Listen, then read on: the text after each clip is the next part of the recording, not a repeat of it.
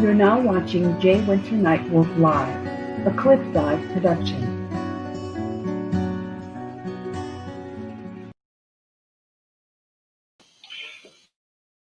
Taishu, Shidanalai, Ayajago Lawaya Sanoi.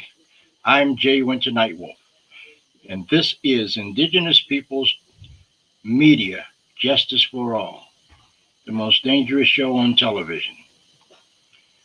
I'm your host, Jay Winter Nightwolf, and my co host for tonight is Sandra Hope.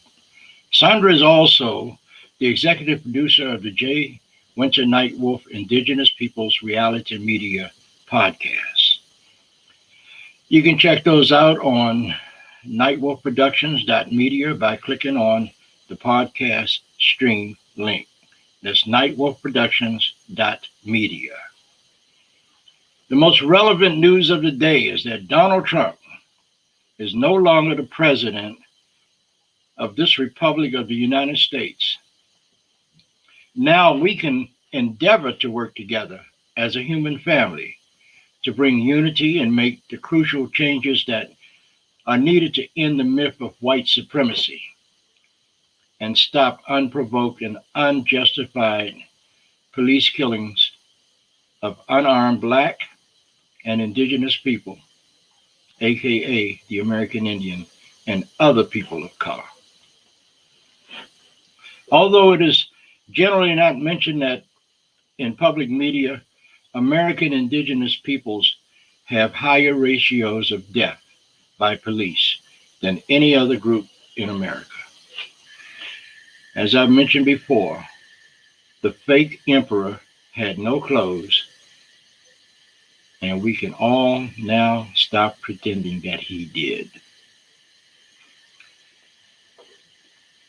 We have all been warned time and time again by the Creator to pay attention, to take care of Grandmother the Earth. Wealthy, arrogant white men continue to ignore the warnings and signs of this destruction as if somebody or something is going to drop out of the heavens and save us. Not going to happen.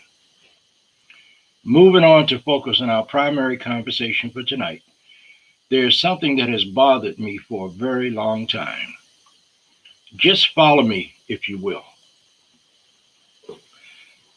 Young men and women enlist in the United States Armed Forces take one step forward and raise their right hand to promise in oath to protect the United States Constitution and the people of the United States. Many were forced into combat, armed combat, and this continues today, often in response to self-serving and unjustified motivations by this republic, the United States.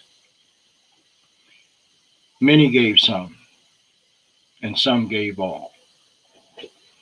Many of our soldiers return from these deployments and suffer with PTSD. How could they not? Tragically, there is not a consistent and fair distribution of support for these soldiers when they come home. Many of the white guys that return can get up to 100% disability pay for the rest of their lives. That support is not always given to Blacks, Indigenous Americans, Latinos, and those that come from south of Tejas, Texas. Many of these men and women find themselves reliving that combat over and over again.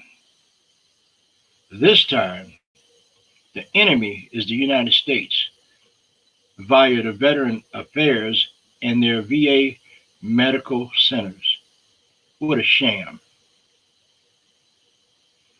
My guests today are two young men who serve honorably as Green Berets, the U.S. Army, also known as Special Forces, the elite of the U.S. Army. They are my nephews and represent our Blendian community as Black and Indigenous American Indians. First Sergeant Ian Simpson and Sergeant Tyrese Bailey. They have an amazing story that must be told, and today is that day. I am so honored to have them on Jay Winter Nightwolf Live. Gentlemen, welcome to my show.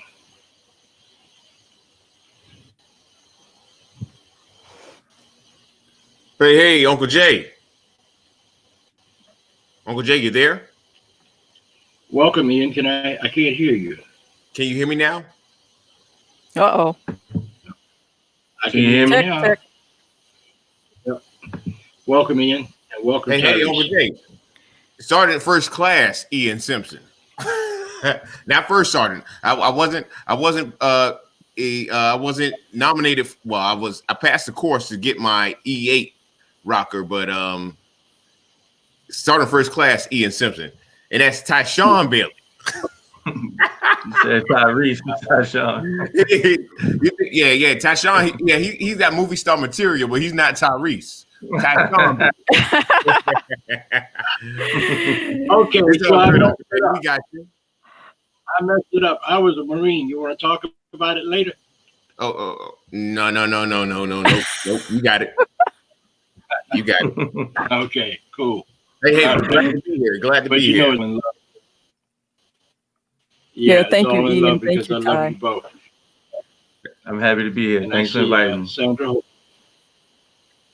You're Hey, welcome. Jay, what's How up? you doing tonight, Sandra? I am The well. sky. I am Did you well. look at? Okay. Hope is up. Opportunity is up. Optimism is up. We got That's bread. right. We had to dump. You're right. It's negative 45. It's minus 45 outside. It's minus 45 in America right now. Whether you in Miami or Maine. There you go. Oh, okay. Calm down. Ian, you and Ty served together in Iraq. Am I correct? Yes, sir. Yes. And there was a time when we almost lost you, Ian. You guys want to tell us about that? I don't remember much. I don't remember much. All I remember is the stories. I remember we were in the convoy. Driving down Route Nissan in Mosul, Iraq. This is during the initial invasion, Task Force Viking in 2003. And we hit an IED. All I remember was being knocked the hell out. Next thing I know, I'm being dragged. I'm like, what's going on? You know, I'm just coming to. And I get into a fight with this dude right here in the lower left-hand corner. Because I'm trying to figure out who's dragging me and why. And where am I going? And he's like, Simpson, I got you. You know, from what the guys tell me in the convoy was that the vehicle rolled over on fire, enemy gunfire, chaos is going on all around. And it would have been easy for my buddy right here to just pull off with the rest of the convoy and just leave me there in that burning vehicle. We were outnumbered and outgunned. But he got me, and that's why I'm here. Ty. Wow. Yeah. Ty, now let me have your side of the story. It was 2 days, 2 days of combat, so it was a little worn out. But all I know is on our way, we were aware of, where his team was, and so you had to call in, and I saw him, and because he's my friend, so I never seen him like that before. So despite everything that was happening at that time, all I knew is I got to get my friend out of there. So, I ran out, I pulled him out, and, thank God we're here today, so it's a very, very touching story. And, That's why we party so hard, man. because life is just a And moment. that's why we do. But I'm just so blessed and thankful that we're both here, and yeah, we've had some challenges along the way, after the fact, but it was more or less I'm saving my friend, not so much of the heroics and all that, because I think any of us would have saved each other, but it just so happened that it was me saving him. So that's how I'm just humble that it was me that saved him. So Ian and Ty, were you both deployed together? Did you both Yeah. go at the same time? And did you come home at the same time? I stayed a little bit longer.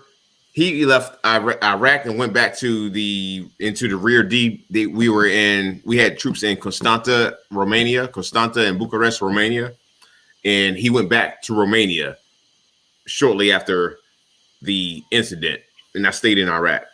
And then I left from Iraq back to Germany, back to Colorado. We linked back up in Colorado. Okay, and you were both relatively young, right? When you did. Oh yeah, I was what, 22? I was 22. Yeah, I was 23. Yeah, I was 22. Wow. I was a kid. Wow. I was a kid, easy kid. Okay, let me interject something. Yes, sir. Ty, when guys do what you did for Ian, it's nothing that you think about doing. You just do it, right? Right. Exactly. Okay. There was no thought process. Did your command? No, no. You had to save your friend. That's it. Mm-hmm. So my question to you is: did anybody do a report on what happened? And if no, they it was did, never reported. Ian, never report. Not to my knowledge. Because I was going to say that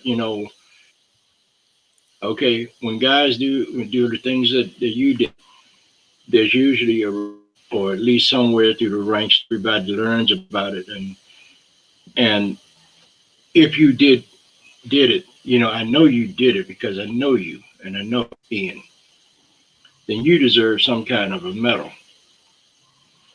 Had it been a white boy saving a white boy, he'd be up for a Congressional Medal of Honor. Yeah. Yep. Yeah. You're right. So I think that needs to be revisited, and I hope you revisit it at some point. However, coming home after being in combat Mm-hmm. and going to get some assistance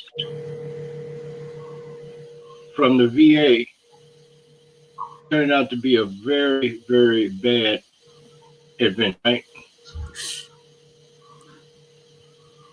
Well, Yeah, it's been a 16-year journey, and if it wasn't for the National Association for Black Veterans, I'd probably still be at 0%. But because of I got some assistance from them. The NAB vets, Jay, the NAB vets. Yeah, NAB vets. okay. They've backed me on the whole process, and I just have been patient. But I know some guys who were in other units, and some guys who never seen any combat at all. They got 100%, which I just don't understand. Yeah, man. Uncle Jay. And I mean, I think all of us. No, they were Caucasian. Of course, they're Caucasian. They Uncle Jay, 100% out the gate. And Uncle I'm like, Jay, wow, it's been a struggle. You've seen. First of all, Uncle Jay, you've provided me food and shelter for 2 years. You've seen the heartache. You've seen the tears that when I got my rejection letter, when I got my what is it called? When the VA declined me. You remember? Yeah, You used to take me up. You used to take me up to the VA hospital yourself. You used to sit right there in the vestibule in the main area while I went to go, try to get everything sorted out. And you've seen those letters when I came home. And I get teary-eyed, frustrated, cussing, ready to fight something. I think I punched, I punched out of there a couple times because it seems like it's pulling teeth. It's like you're trying to pull teeth with the VA. Why? Why is it that hard? Why is it that hard? You see my DD 214. The VA can look up my military records. They can see my MOS. They can see what every unit that I've been assigned to, special operations. So why is it that a doggone white guy that's a truck mechanic gets a higher disability rating than me? And you were actually in combat. That was what you did. Yes, sir. Fight the enemy. Yes, sir. And that's I did before. So I know exactly how you feel. It sounds as though they got some real crazy racial injustice going on with the VA. What are your thoughts on that, Ty? When I was in 10th group, there was an executive officer. I'm not gonna mention his name, but I had to go to him so that I could start college while I was in the service. And he black. Yeah, and so I understand the importance of education. So I went to him and I said, sir, could you help me with my NCOIC, so I can take some classes while we aren't deploying right now? And then he was like, you know what, Sergeant Bailey, you the only soldier that even come and ask me to go to school. And so I was like, everybody they have families and stuff. And then he was just like, you can. He said, but I want to share one thing with you. And I said, what's that, sir? He said, it shouldn't be this way, but it is. He said, we all put this uniform on every single day. And, color shouldn't mean anything, but it does. Rank shouldn't mean anything, but it does. So if you ever decide to stay in, you should switch over and be an officer. And I was like, wow, I'll keep that in mind, sir. Well, so before I ask, that story sticks with me even to this day. I'll never forget that conversation. So, okay, now it shouldn't be a black and white thing, but it really is. Okay, thanks for your input. But before we go on, and before Sandra gets involved in this conversation some more, I know you all know about my brother.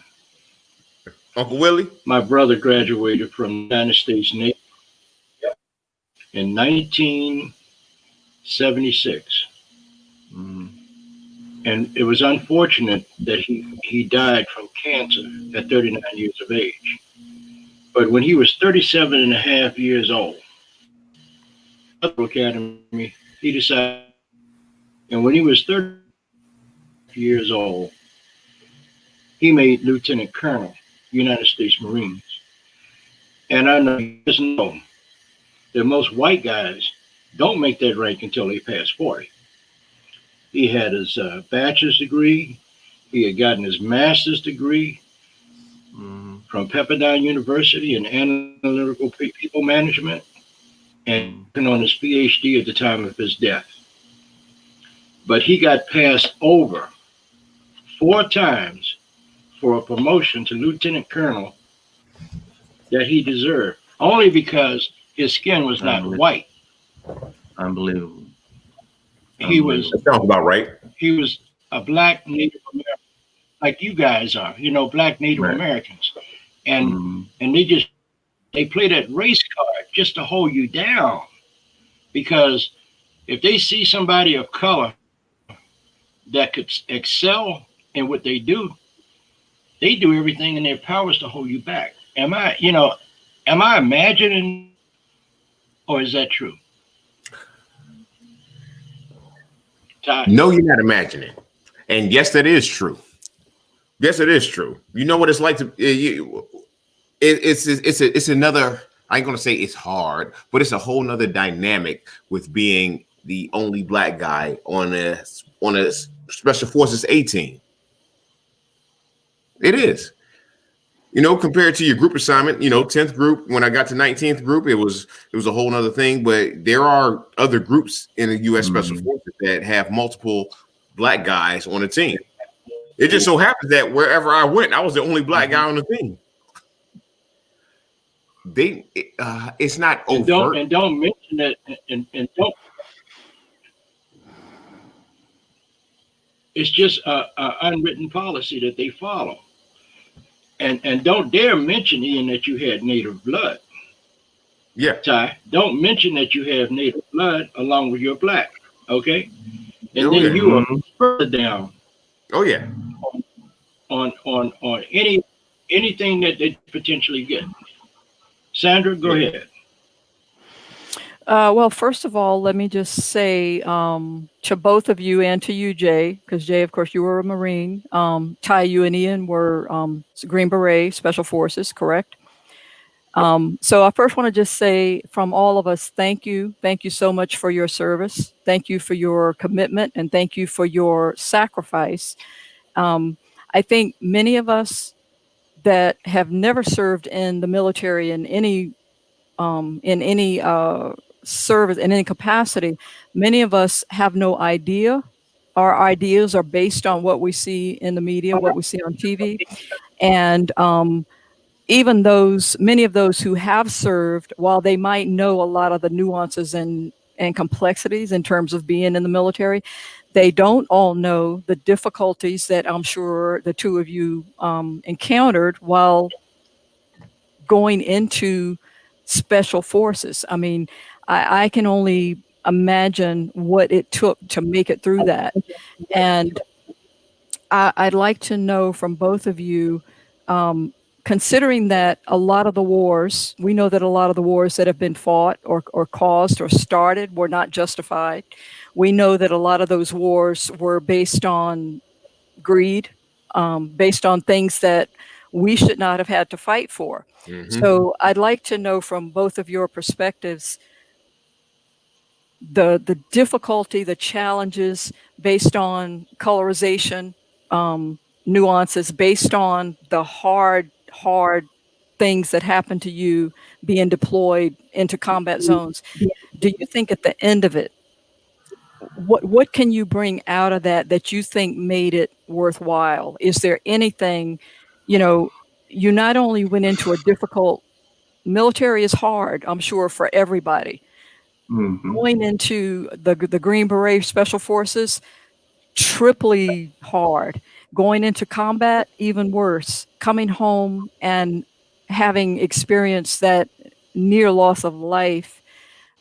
At the end of it, what tiny thing can you bring to us that you got out of that was beneficial to you? I'll take the lead on this.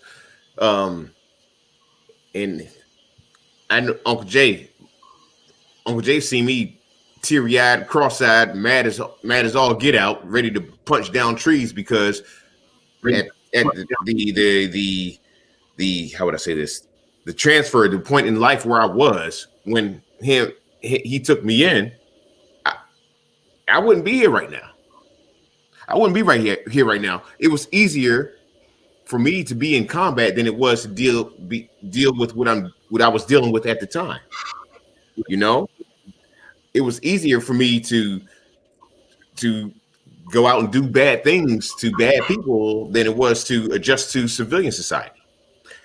What do I take out of it? Like in retrospect, humility, and I had a discussion a couple days ago with a brother of mine. You know, there's a difference between somebody being peaceful and somebody being harmful. Okay, if you're trying to be peaceful, that you know how to escalate, you know how to control your level of violence that you execute, but you want to control it, so you're trying to be peaceful. But if you can't, if you don't know how to bring the pain, so to speak, you're harmless. No, Ty and I, we try to be peaceful in society, but sometimes Ty and I, we are both extroverted introverts because we don't deal with people. We don't put up with the BS. We deal with people at a level like, okay, goodness gracious, ain't nobody got time for You're right. You're right. You're right. And as Ty and Uncle Jay both know me, I can talk to my shadow until my shadow passes out.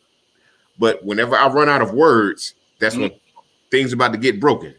And that's when it's time for me to go back in the house and go away.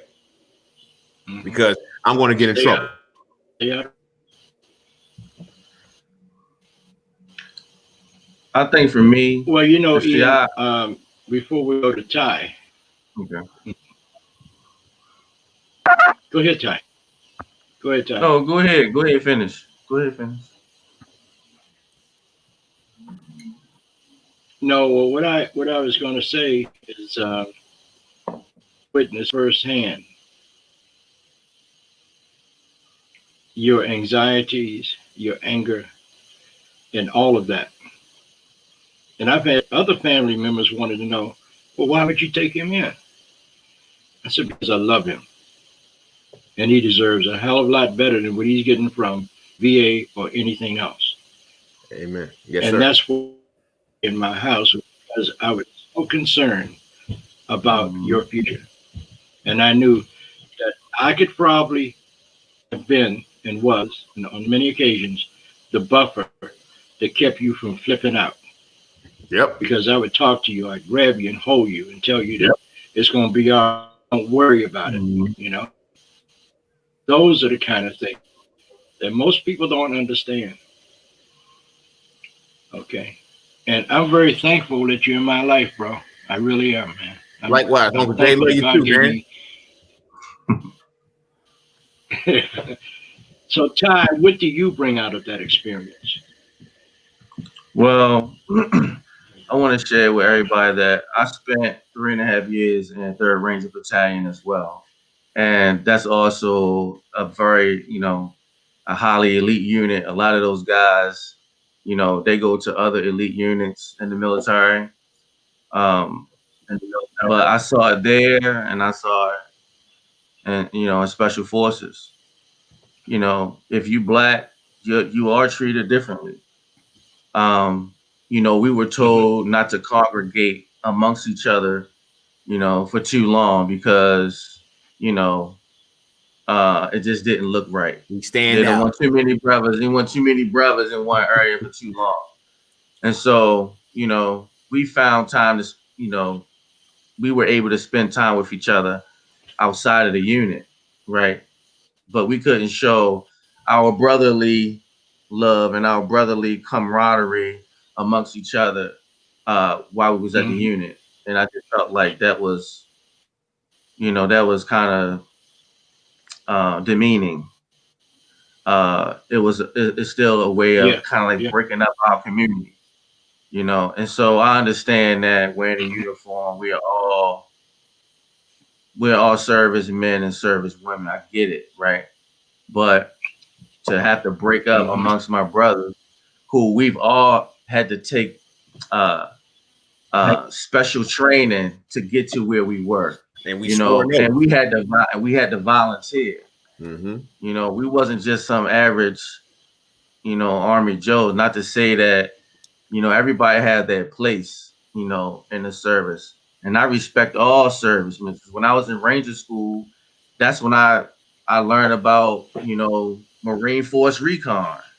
I learned about, because I hadn't even done the whole Special Forces thing yet. That was later on in my career. But when I met Special Forces soldiers and, I met Navy SEALs when I was in Ranger School. So, I have a big respect for all service men and service women, whether you were special ops or not. Because if it wasn't for some F-16 and F-17 pilots while I was in Iraq, then I wouldn't be here because they got us out of some jam. Yeah. So, yeah. you know, yeah, we laugh and joke and we mess with the pilots and stuff. But, you know, at the end of the day, like I'm just happy and blessed that they did their job and they were professionals, you know. But answering your question, Uncle Jay, Can I about ask? how did that all affect me today? All I can say is, you know, the struggle is real for minority, you know, Black, Native American veterans when they leave service and they return to society. It's a struggle. The struggle is real. Yep. It's a it's a it's a unfriendly and another word I want to use. You can't see it. The war. It's another type of war when you come home. A psychological war. You know. Why do I have to beg for my benefit? Why do I have to beg for some? And these are benefits that I earned. It wasn't given to me. Yeah. And it's like Uncle Jay. It's not like we're trying to get over. You know what? I want to go to college. Why you putting these hoops so doggone high for us to jump through, and then you want to set the rings on fire? Ty got to go through hoops to get his vocational rehab benefits, to get his certifications. I've been ridiculed by the VA for reaching out to Senator Van Howe, but that's my constitutional right. Oh, that's my constitutional right. Yeah, reach out to him. I ain't say all that, but you're right. It's a shame that you had to do all of that to get what you deserve, what you earned. I had to jump you're through still fighting even home to this day. Yeah, but when you know when the going gets tough and the stomach starts growling and we trying to figure out where our next meal is coming from, and if we want to go do bad things, we become the bad people. No, we trying to be outstanding citizens in our society. It requires education. It requires education. Not bachelor's degree is a bachelor's degree is no longer enough. It's no longer enough. I'm in school right now. Yes, sir, Uncle Jay. A bachelor's degree is no more than a preferred high school diploma when you really want to look at it. Yeah. Yeah. It used to be more. To do anything with that. Yeah. You gotta have a master's degree. Uncle Jay, I got turned down from a mall cop job. Here I am. U.S. Special Forces Green Beret. I got turned down from a mall security position. It's real. A few years back, my son graduated from college and he's applying for entry-level jobs. He had a bachelor's. He's applying for entry-level jobs that he said the bulk of the applicants had PhDs. And these are entry-level jobs. It's a different world. It used to be great to just make it out of high school. You know, you had an opportunity, had a chance, but it's all different. And, you know, to think that you guys sacrificed so much, you committed so much, you went and did something that most people would never even think about doing. And you did it with no complaints. You did it at risk of your life. And I'm so thankful, Ty, that you saved Ian. I'm so happy. And I'm happy that you both came back and Jay was able to help you both. But it's egregious. That's my new favorite word, egregious, that this can happen to soldiers when you come home and you didn't make much money in the military anyway. It wasn't like you were making a bunch, you know, couldn't buy mansions or anything, couldn't buy a nice car, you know, with that military money. Veterans Day though. Yeah, you're right. So yeah, it's incredibly horrific that happened, continues to happen. I mean, you risked your life. You almost gave your lives. All right. Let me ask both of you guys something. You know you have Indian blood as well as black blood. Yes, sir. Yeah. While you were in, did you ever meet a full-blood Indian? I have. While you were in the military? Uncle Jay, remember my buddy Jody Bitsoy? He's Navajo. Remember I told you he retired and he does the health clinic for Native American veterans on the res down in New Mexico. Mm-hmm. Yeah. Yep. He's right. He was a full blood Navajo. Jody Bitsoy. He's from Las Cruces, New Mexico. I had ran into one when I was in right. Ranger School. I can't remember his full name because when we left Mountain Phase and went to Florida Phase, he recycled. Mm-hmm. So I don't even know if he graduated. I mean, I had to recycle Florida Phase, and then I graduated, but I never saw him again. So I've only seen one Native American in the time that I served while I was on active duty. So one of my instructors in the Q course, Sergeant Yellowhair, Ed Yellowhair. He was Cherokee. Mm-hmm. Ed Yellowhair. Mm-hmm. I remember that because we used to call him Chief Make 'em Wait because when we had guys coming late for formation, he would make us get in the front lean and rest in the push-up position. Oh man, here comes Chief Make 'em Wait. Time to do push-ups. Yep. Sergeant Ed Yellowhair. He's retired now as a sergeant major. Okay. So Ty. Yep. What are your ambitions for the future? Well, I got accepted at Johns Hopkins Carey Business School, but I can't afford to go there right now. So, and I was rejected from the VA. That's after they told me that I qualify because they told me I qualify for these benefits, but when I applied to use the benefits, I didn't get it. So I'm in a battle with the VA and their assistants will help me pay for grad school. I've been fortunate enough to work on some my skill sets in information technology right now, and that's where I'm headed. It's just unfortunate that the VA told me that I qualify for these benefits, and then when I apply to use the benefits, they said I'm not eligible. Well, they tell me no, I get rejected. No, that's criminal. That's criminal. That is. Ian, what is your ambition for the future? My future ambitions, yes, sir. Well, I'm back in college now, taking online, going through classes online, as you told me to do a long time ago.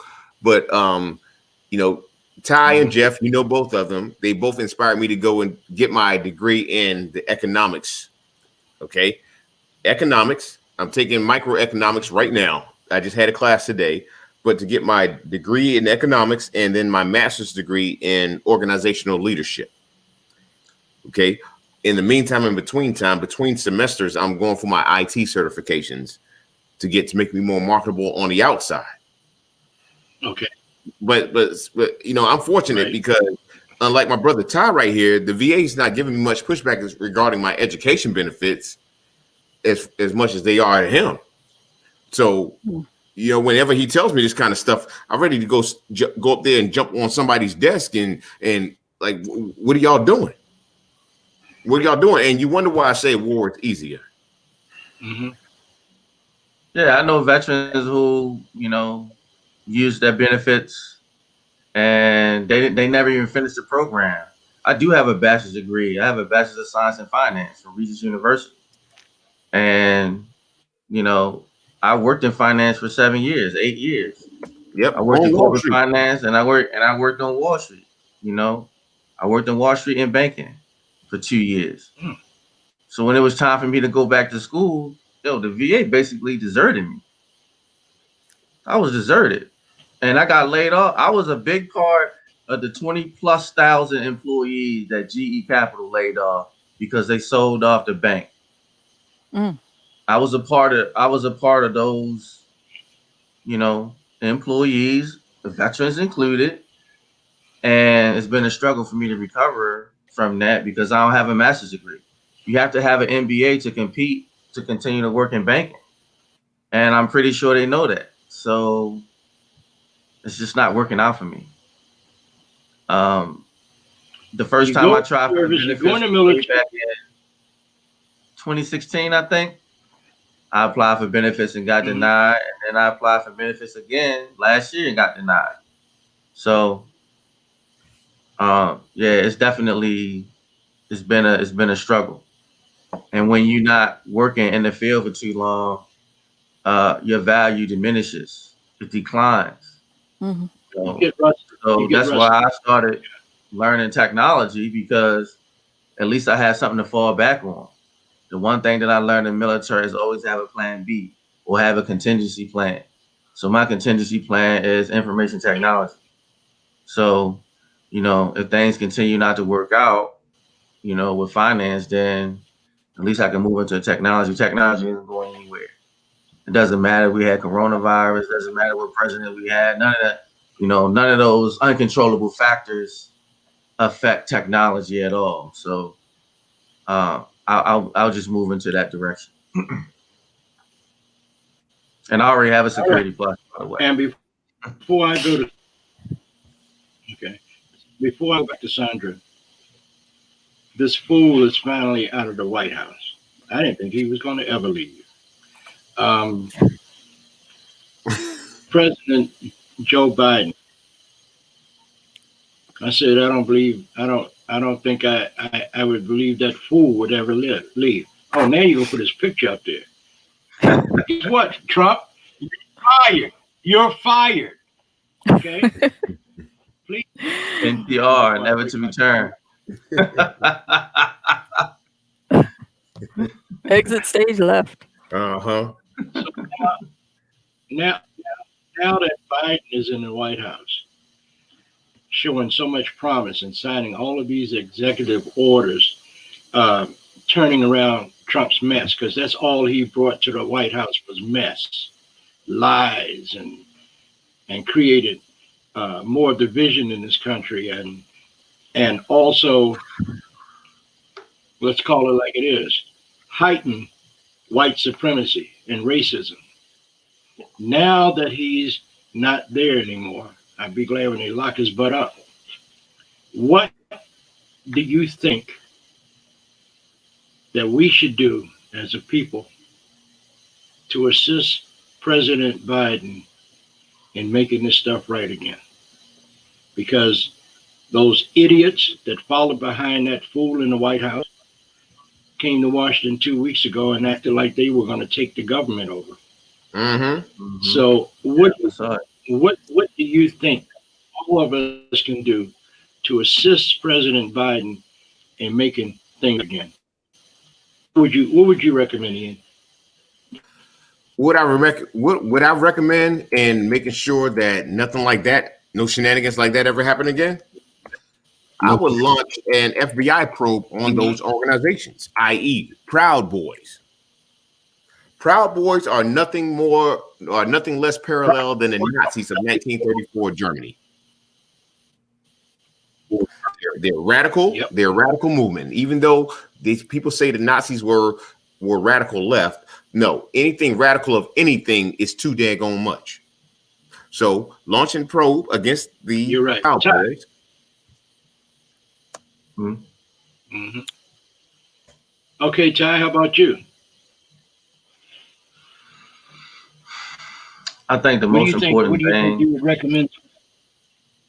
I would recommend to President Biden to do everything he can to bring the nation together, because I think we're seeing division, bigotry, racism. It's like it's brought these bad areas of what's been embedded into the culture of America is now brought to the forefront, and I think the world has seen it. and it's embarrassing, you know. And when I worked on Wall Street, there was a young lady. She was from Canada, and you know, since I have a urban first name, she asked me because she saw my resume. She said, why does your name say Sean Bailey on your resume and it doesn't say Tyshawn?" I said, because Tyshawn is an urban name, and unfortunately, my resume would either be put to the side or thrown in the trash. And I heard this from a Caucasian woman who worked at HR. Yep. And there was a investment banking associate who was Jewish, and he said, unfortunately for him, this is true. I gotta back him up on that. He's telling you right. And she's from Canada. She's like, oh my God, I've never heard of that. I've never seen that before. How does that make you feel? I said, I feel better knowing that this is how people feel about me, not even knowing that I'm Black, not even before they see me. It's better for me to know than to get upset and, you know, cause a lot of riff-raff and ruckus and make excuses, you know. At least in the military, they tell us, you know, adapt and overcome. So I've really taken that to heart in my life and take personal responsibility. And if I have to make certain adjustments just to give myself a shot, you know, give myself a shot to work in corporate America, then I gotta do. You know, at least I just want a fair shot, Right. fair chance. That's I don't want a handout. Okay. You know, just give me what I earn and let me do my job. That's it. I just want to thank thank both bring of the you. country back together. All right. I want to thank both of you for giving me an opportunity to bring Yori to the forefront. Your story is not unusual. Just think of all the other men and women of color, whether they're Black, Native American, or Black Indians, or as they call them, Latinos. There's no such thing as a Latino. Those are Spanish-speaking Indians. Thank you both for allowing me to bring your story to the forefront. And I got one question for you. Will you come back again? Absolutely. Anytime. Oh yeah. Jay, you owe me a question. Is We talk water about anything. I know, but we can talk about economics. We can talk about politics. Whatever you want to talk about, Uncle Jay. You know, I'm here. I stay up to date and I read all the time, so I'll be ready. Yeah. And so sorry, if she see me, she's gonna black my eye because we're almost out of time. Can you make your question quick? We only got 2 minutes. I will do my best. So just real quickly, I would expect that on the level of 1 to 10, becoming a Green Beret is probably like a 15, level 15 of challenge and difficulty. As I understand it from my brother, last year, the first female Green Beret graduated. Her name is Elise Stefanik. And Stefanik. I'm sorry, okay. Yeah, you're right. You're right. So she was the first woman who graduated from Green Beret. I mean, were you in any level of activity or exercise with women who were trying to achieve that when you were in? No, ma'am. No, ma'am. Not in Ranger School either. Airborne School is the most interaction I had with women in the military. Airborne School, that's it. Okay, so it would have been an incredible accomplishment for her to achieve that. Oh yeah. Yeah, I mean, if they didn't lower the standard, 30 seconds. You can pass. Again, I want to thank you from me and from our executive producer and Sandra for being with us today. All right. Thank you. You can listen to us live Wednesdays from 7 Eastern Standard Time until 8 on YouTube at Jay Winter Nightwolf Live. with Cliff Dive Productions or on Facebook. You can also listen to Indigenous Peoples Reality Media podcast on, what is that, Podbean, Apple, Spotify, Tune in, Stitcher, and TuneIn, and iHeartRadio, Audible. iHeartRadio. So And for those of you, go ahead. I'm going to let you finish it. I'm sorry. For So I was those just of gonna you say- that have Amazon Alexa,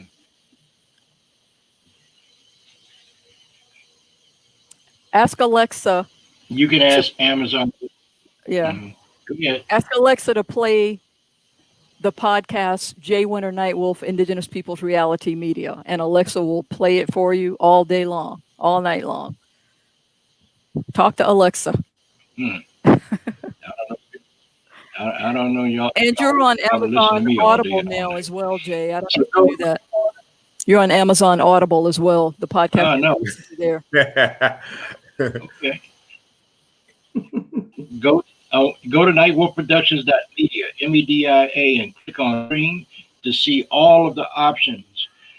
While you're there, please click on support us.